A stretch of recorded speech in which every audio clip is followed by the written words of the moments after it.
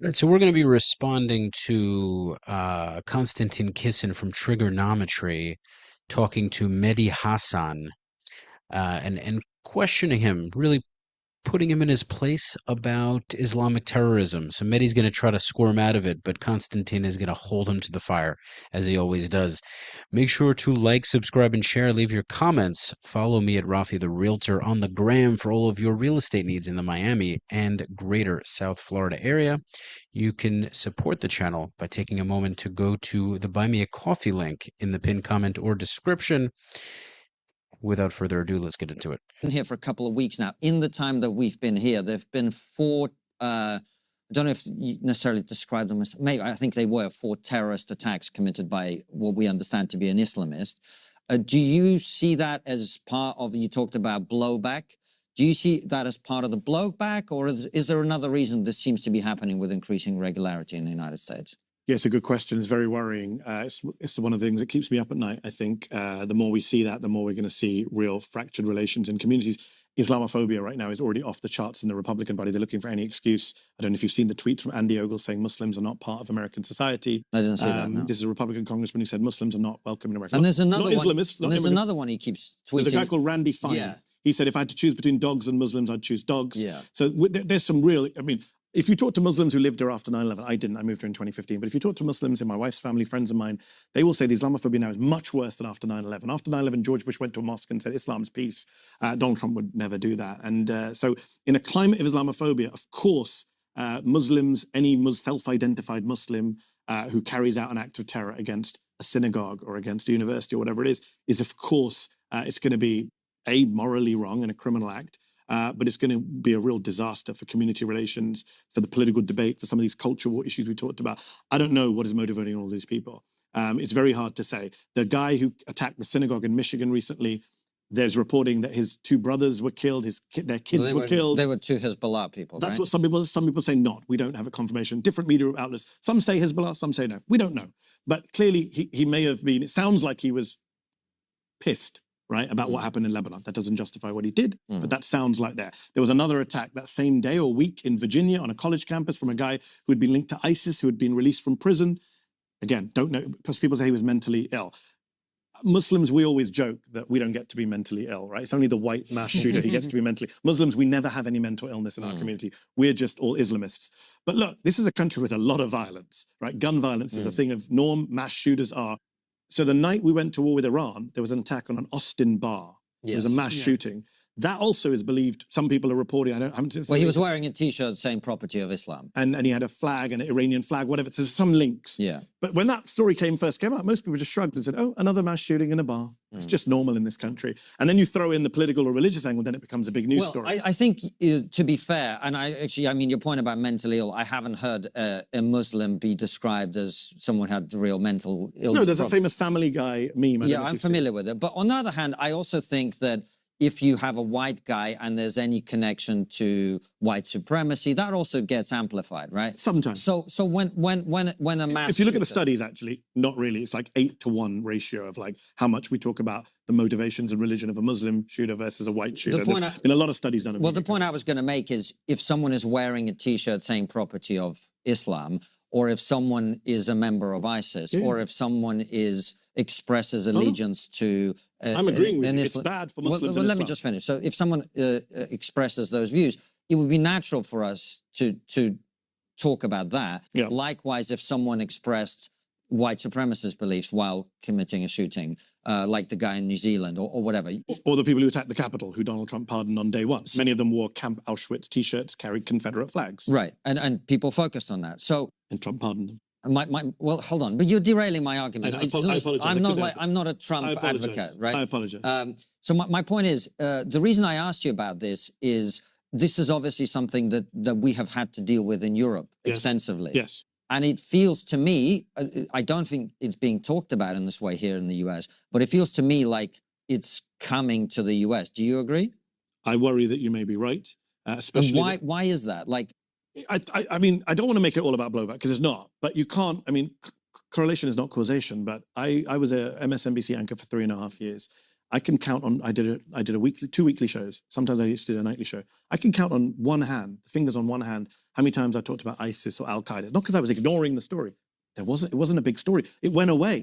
We would stop talking about it. We were only talking about the far right and white supremacists because the FBI said that was the biggest threat to the homeland. We'd just seen an insurrection. We kept arresting nut jobs who wanted to, militia members who wanted to blow shit up, who thought COVID was a way of this government taking over America, all of this stuff, right? So I think people got complacent, certainly in my community, thinking, nobody thinks Muslims are terrorists anymore. There aren't any Muslim terrorists anymore. Now, as you say, there does seem to be an uptick. Is that to do with Donald Trump becoming president? Is that to do with the war in Gaza, the genocide in Gaza? I know we haven't talked about it today, but US intelligence warned Biden in year one of the genocide that this will be a generational recruiting event for Islamist and jihadist groups around the world. This will be a threat to the United States. Obviously, I don't need to be an intelligence member to say that. It's just common sense. If people spend 2 years watching a Gaza genocide, some people, some more unhinged people, some more extreme people will say, I want to take revenge. I want to blow shit up. Well, why is that? I mean, I don't see the same being done by Russians or Ukrainians who've also had to deal with various things, who might blame Americans for something or whatever. Why is that? I'm not sure that's a good analogy. For example, Ukraine. I mean, why would a Ukrainian feel the need to go blow themselves up in Russia when they have an army that's fighting Russia and killing Russians? America, they might say, "Oh, America, didn't give us the help they need," or the Russians say, "We're at war with you." Why doesn't that happen? I think the analogy between America not supporting Ukraine as much as Ukraine, even though America has basically kept Ukraine alive, is not the same as America arming and funding a genocide in Gaza for 2.5 years on our phones. Take the Russian example. The narrative in Russia, I know this because I have family and I follow what's happening in Russia.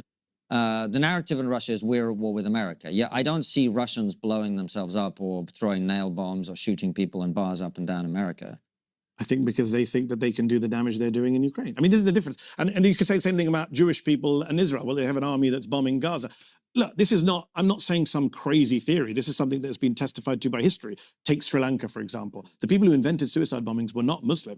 The Tamil Tigers perfected it as a mass weapon, right? That was people who believed they were under occupation by Sinhalese, right? So and Robert Pape, who is an expert on suicide terrorism, has talked about this, that there's a clear link between foreign occupations and foreign wars and suicide terrorism, in particular suicide terrorism. But look, is there a problem where certain Muslim groups are exploiting political conflicts? Yes, I spent 20 years opposing jihadists and Islamists and pointing out that there is no justification in Islam for this kind of violence. But, explaining something is not the same as justifying it. I don't justify what they do. I think it's reprehensible. But I understand how they work and the mindsets and how they, and this guy in Michigan is an example of that. I don't agree with what he did. He's probably mentally unbalanced. But, people say, well, what would you do if you lost your family? Well, I wouldn't go attack a synagogue. But that's people act in an unhinged way after tragedies happen in their lives. That's not to justify it.